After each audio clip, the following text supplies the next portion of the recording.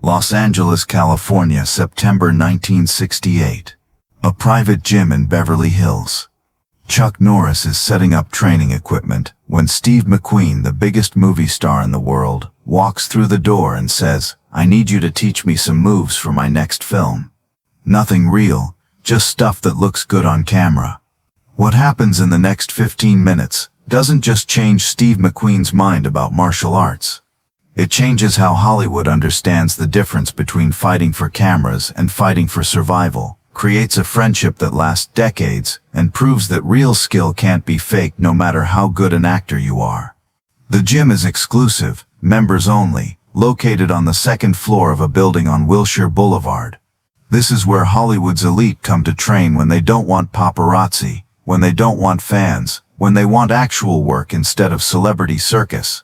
The space is clean, functional, no mirrors for posing, no juice bar, no social scene, just mats, bags, weights, and serious people doing serious training. The walls are white, the floors are hardwood, windows face north providing even natural light all day. The air smells like leather and sweat, and the particular silence of people focused on improvement rather than performance. It's 2 p.m. on a Tuesday. Chuck is here because Bob Wall, his friend and fellow martial artist, rented the space for private training sessions. Bob teaches movie stars and executives, people who want real instruction without spectators, people willing to pay premium rates for privacy and quality. Bob called Chuck yesterday, said he has a client who specifically requested Chuck Norris, said this client saw Chuck at Ed Parker's tournament and was impressed by his speed and precision. Chuck doesn't know who the client is. Doesn't matter. Chuck treats every student the same, whether they're a janitor or a CEO, whether they're paying or training for free, whether they have talent or struggle with basics. His job is to teach what works, to help people understand their bodies, to show them what's possible with dedication and proper technique. Chuck is 28 years old, competition record 183 wins, 10 losses, 2 draws, currently holding the professional middleweight karate champion title, running 3 successful martial arts schools in California, teaching 6 days a week, training champions, building a reputation as not just a fighter but an instructor who understands how to break down complex movements into teachable components. He's not famous outside martial arts circles, not yet, but people in the community know his name, know his record, know he's the real deal. The door opens. Steve McQueen walks in. The Steve McQueen, star of The Magnificent Seven, The Great Escape, Bullet still in theaters breaking box office records, the coolest man in America, maybe the world. Women want him, men want to be him. He drives race cars professionally, rides motorcycles, does his own stunts, embodies masculine confidence that seems effortless and natural. Steve is 38 years old, 5'10", 165 pounds, fit but not bulky, moves with that movie star grace that comes from years of physical awareness on camera, knowing where your body is in space, knowing how to make movement look natural under lights. He's wearing simple workout clothes, gray sweatpants, white t-shirt, no designer labels, no flash, just functional gear. His face is famous, that crooked smile, those blue eyes, that presence that translates through film into charisma. Chuck stands, extends his hand. Steve shakes it. Firm grip, direct eye contact, no movie star condescension, no superiority, just 2 men meeting. Steve says, "You're Chuck Norris. Bob speaks highly of you." Chuck says, "Bob's a good friend and a great martial artist." Steve nods, looks around the gym, assessing, then says directly, "I have a film starting production in 3 months. Action role. I need to learn some martial arts moves. Nothing complicated, just stuff that looks real on camera. Can you teach me some choreography?" Chuck pauses. The question isn't insulting, but it reveals a fundamental misunderstanding.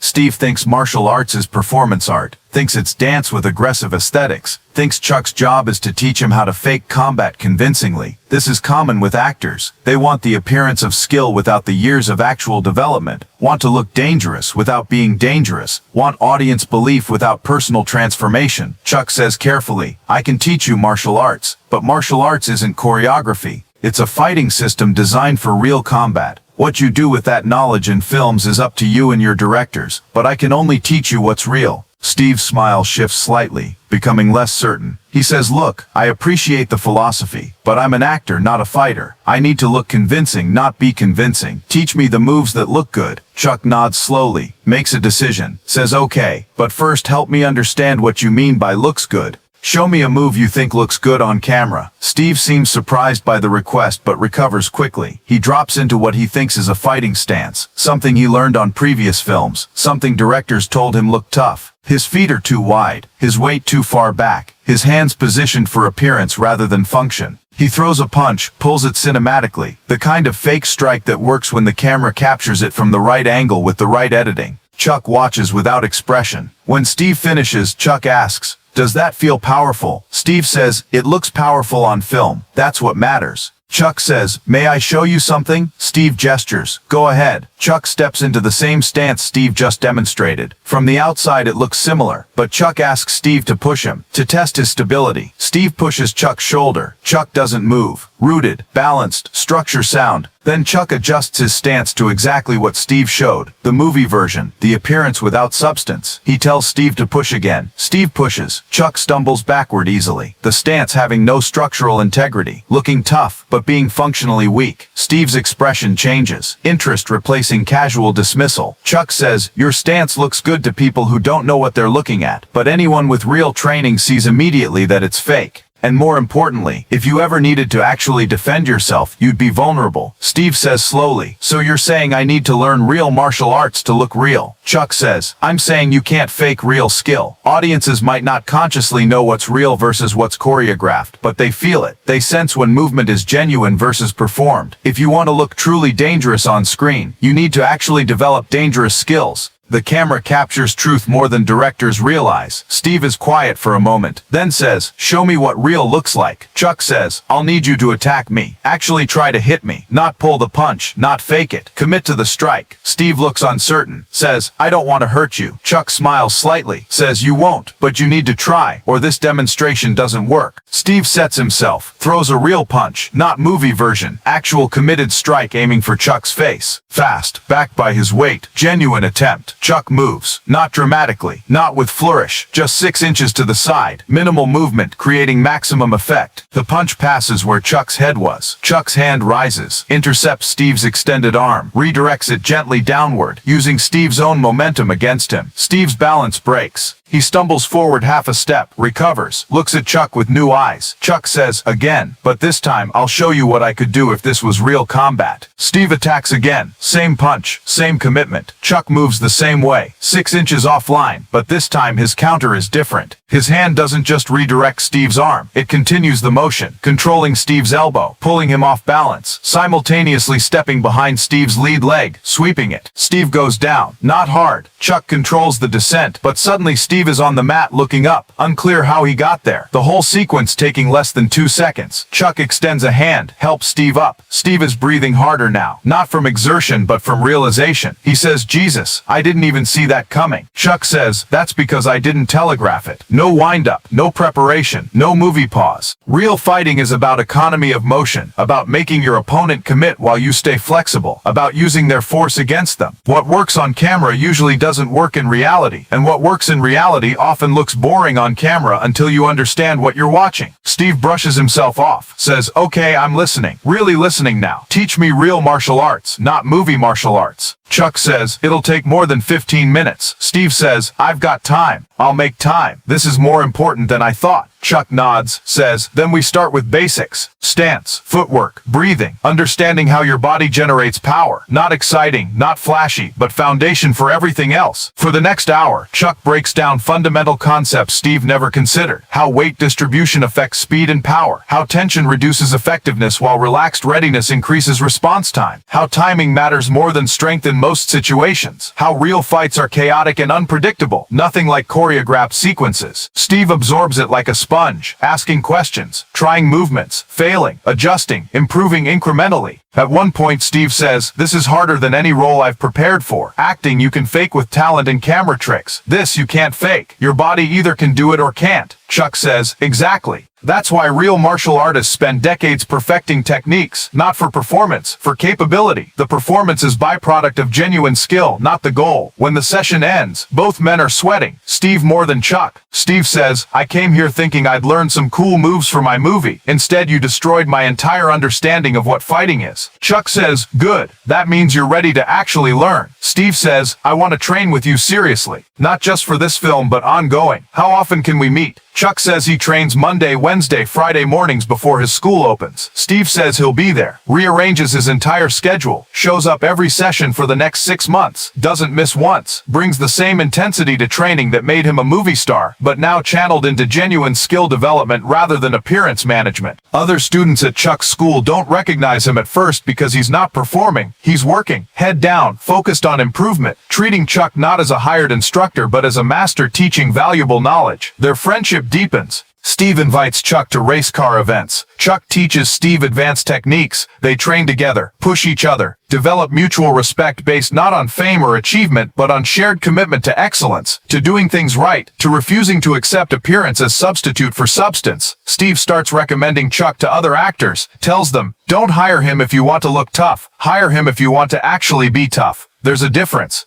2 years later, Steve is filming Le Mans. During a racing scene, another car loses control, crashes into Steve's vehicle. Steve gets trapped, fuel leaking, fire starting. In the chaos, Steve uses techniques Chuck taught him about staying calm under pressure, about controlled breathing, about efficient movement in confined spaces. He extricates himself before fire reaches the fuel tank. Later he tells Chuck, that training saved my life. Not the punching, the mental control. The discipline you taught me about not panicking, about thinking clearly when everything's chaos. That's what got me out. Chuck says, that's what martial arts really is. Not fighting, but developing yourself to handle whatever comes. The physical techniques are just tools for building that internal capability. Steve says, I wish more people understood that. They see martial arts in movies and think it's about looking badass.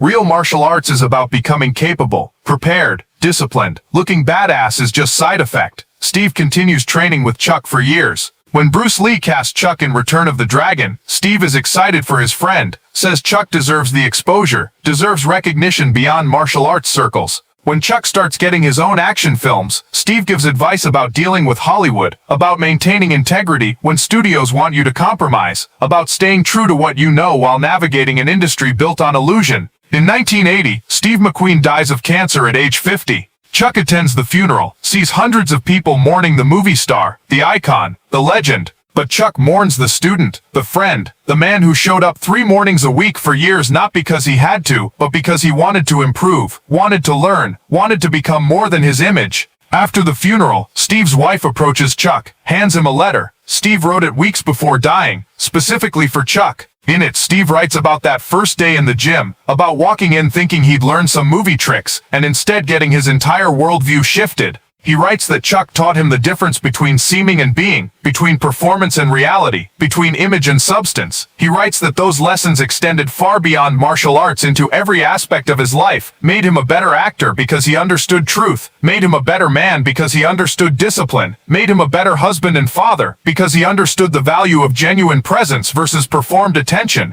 The letter ends, I came to you wanting to fake martial arts. You refused to teach me how to fake anything. You insisted I learn real skills. That insistence changed my life. Thank you for refusing to accept anything less than genuine from me, even when I was willing to settle for less from myself. You showed me that real recognizes real, and everything else is just Hollywood. Chuck keeps the letter. Decades later, when people ask about Steve McQueen, Chuck tells this story. Not about the movie star, about the student, about the man who came looking for choreography and left with transformation. About 15 minutes that shifted from teach me moves to teach me truth. About a friendship built not on fame but on mutual respect for genuine skill over manufactured image. So here's the question. What are you faking that you could make real? Where are you settling for appearance instead of substance? Where could you stop performing and start actually being? Because Steve McQueen, the coolest man in Hollywood, the guy who could fake anything on camera, chose to stop faking when it came to martial arts, chose to learn truth over image, chose to develop real capability over convincing performance. And that choice, made in 15 minutes on a Tuesday afternoon in 1968, echoed through the rest of his life and beyond his death. What will your choice to pursue truth over image create? Who will you become when you stop faking and start being real? Because Chuck Norris refused to teach Steve McQueen how to fake martial arts, and that refusal became a gift that lasted decades. What gift will you receive when someone refuses to let you settle for less than genuine?